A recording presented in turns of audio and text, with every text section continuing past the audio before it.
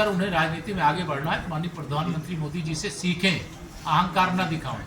और अभी उनको सत्ता हासिल होने वाली नहीं है। देश की जनता भाजपा के साथ है, माननीय प्रधानमंत्री मोदी जी। अखिलेश यादव कानून व्यवस्था पे बार बार सवाल उठा रहे हैं। कानून व्यवस्था पे वो सवाल उठा रहे हैं उसी घर में रहते हैं, तो कल घर में रहने वालों को परिवर्तन रहेंगे।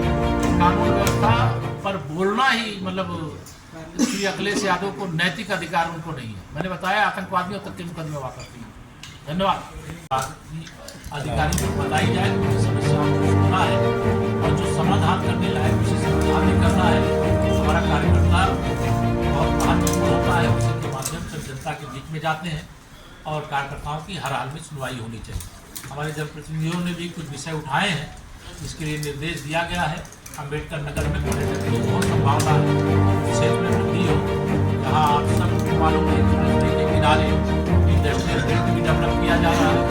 बड़े पैमाने पर निवेश आ रहा है दुनिया के अलग अलग देशों से, और दुनिया के अलग अलग देशों से जब भारत में लोग आते हैं तो उत्तर प्रदेश में आना चाहिए, क्योंकि हमारी चुस्त दुरुस्त कानून व्यवस्था है और चुस्त दुरुस्त कानून व्यवस्था करता है।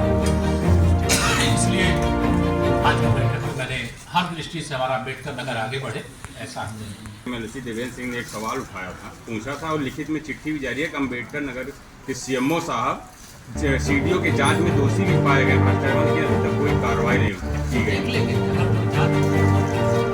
सर राहुल गांधी से आज जो है मुलाकात की किसानों ने ट्रेड डील को लेकर के, उसके अलावा जो है जो बजट आप जिस बजट को आप सही कह रहे हैं उस राहुल गांधी जी, यह देश का दुर्भाग्य है कि जो व्यक्ति संसद का सदस्य नहीं बनना चाहिए आज देश का नेता प्रतिपक्ष बना हुआ है। इतना गैर जिम्मेदार नेता प्रतिपक्ष देश में कभी नहीं। राहुल गांधी न किसानों की हित ऐसी है, न गरीबों की हित ऐसी है, न जवानों की हित ऐसी है, न देश की हित ऐसी है। वह केवल प्रधानमंत्री की कुर्सी हथियाने के लिए तमाम प्रकार के दुष्प्रचार का सहारा लेते हैं। देश के दुश्मनों से के साथ में फोटो खिंचाने का काम करते हैं।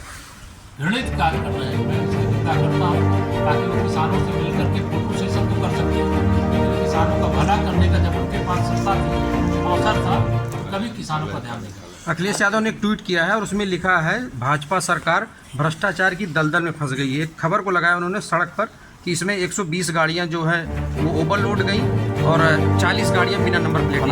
देखिए श्री अखिलेश यादव जी, मैं आपको बता दूं कि वो 2027 के लिए मुंगेरी लाल के हसीन सपने देख रहे थे। यह सही है कि लोकसभा चुनाव अयोध्या की हम हार गए थे और वो इसी अहंकार में वो बिहार गए थे।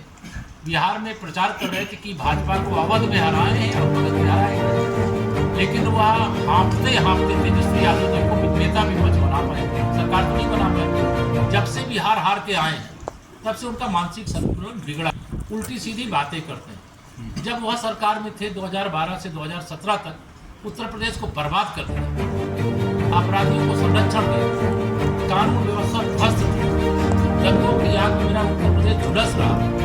मुख्यमंत्री रहते हुए उन्होंने सिमी के आतंकवादियों के मुकदमे वापस लिए। हाई कोर्ट ने इनकार किया, बाद में मुकदमा चला, उसमें कई को फांसी हुई, कई को आजीवन कारावास हुआ। वह भ्रष्टाचार के दलदल में डूबे हुए दलों के साथ जुड़े, वो स्वयं तमाम भ्रष्टाचार के आरोपों की सरकार की जुड़ी।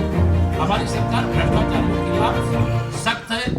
जब भी भ्रष्टाचार करने वालों के खिलाफ कार्रवाई होती है तो तिलमिलाहट श्री अखिलेश यादव जी को होती है।